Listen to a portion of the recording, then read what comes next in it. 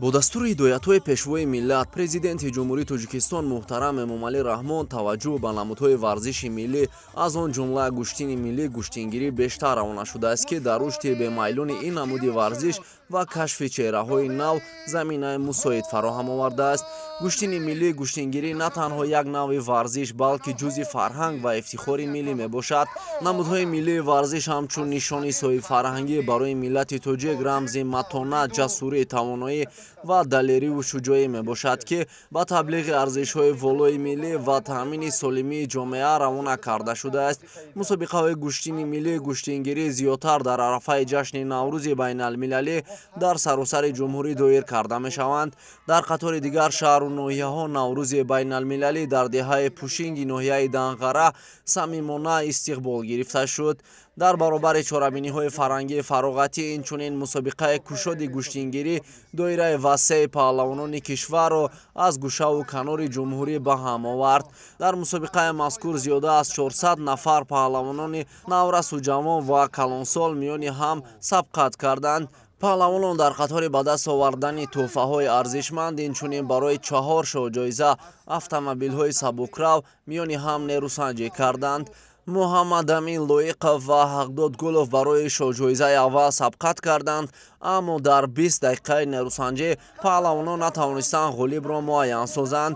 Барои ин шоҳҷоиза Ғазалшоҳ Давлатшоҳ, паҳлавони шинохтаи ноҳияи Ёвон, дар як рақобати сахту сангин Зафар Олимшоев намояндаи вилояти Мухтори Кӯҳистони Бадахшонро шикаст дод ва мошини сабукрави якумро моли хеш кард.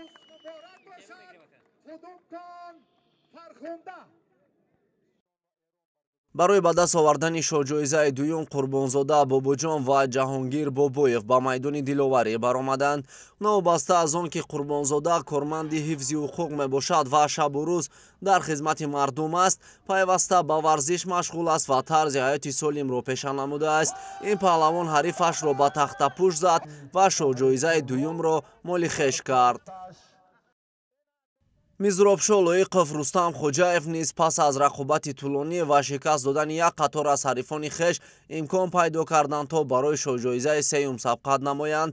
Дар як нерӯсанҷӣ ки бештар аз 10 дақиқа тӯл кашид, Мизробшоҳ Лоиқов Хоҷаевро шикаст дод ва соҳиби автомобил аз гӯштини Пушинги ноҳияи Данғара гардид. Рақобати финалӣ хело мушкил буд, аммо ба ин мушкилӣ нигоҳ накарда ки тавонистем даст боло бакардем. Кӯшиш мекунем ки дар мусобиқаҳои байналмилалӣ парчами Тоҷикистони худамонро баланд бардорем. барои шоҳҷоизаи чорум асосан Улуғбек Раҳимов ва Ҳақназар Назаров муддаӣ буданд, аммо рақобати ин ду паҳлавони соҳибноми кишвар тӯлонӣ гардид. аз ин рӯ довар маҷбур шуд то натиҷаи рақобати мазкурро мусовӣ эълон намояд. барои ин ҷоиза яке аз паҳлавонони шинохтаи кишвар Шарифҷон Назириев ва Саид Ашраф паҳлавон аз ноҳияи Тоҷикобод ба татамӣ баромаданд. дар ин нерӯозмоӣ Шарифҷон ҳарифашро ба тахтапӯш зад ва имтиёзи ҳалол ба даст оварда шоҳҷоизаи охири мусобиқаи Наврӯзи байналмилалӣ деҳаи Пушинги ноҳияи Данғараро моли хеш кард. рақобати финалӣ рости гап он қадар мушкил набуд, чун мо аз Бадахшон омада будем, роҳ камтар дароз буд, дар роҳ камтар монда шуда будем ва таҷриба бузургӣ кард, мо ғалаба кардем. ҳар кас насиби худша мегира. ҳамин рӯз ки ҳамин шоҳҷоиза насиби мо буда, ба мо муяссар гардид ки шоҳҷоизаро соҳиб гардем. қайд кардан ба маврид аст ки баъри тамошои мусобиқаи мазкур аз тамоми гӯшаву канори мамлакат мухлисону ҳаводорони ин навъи варзиши зебои аҷдодӣ ҷамъ омада буданд. ёдовар мешавем ки мусобиқаи мазкур аз ҷониби мақомоти иҷроияи ҳокимияти давлатии ноҳияи Данғара ва шахсони ватандӯсти ин ноҳия роҳандозӣ гардида буд.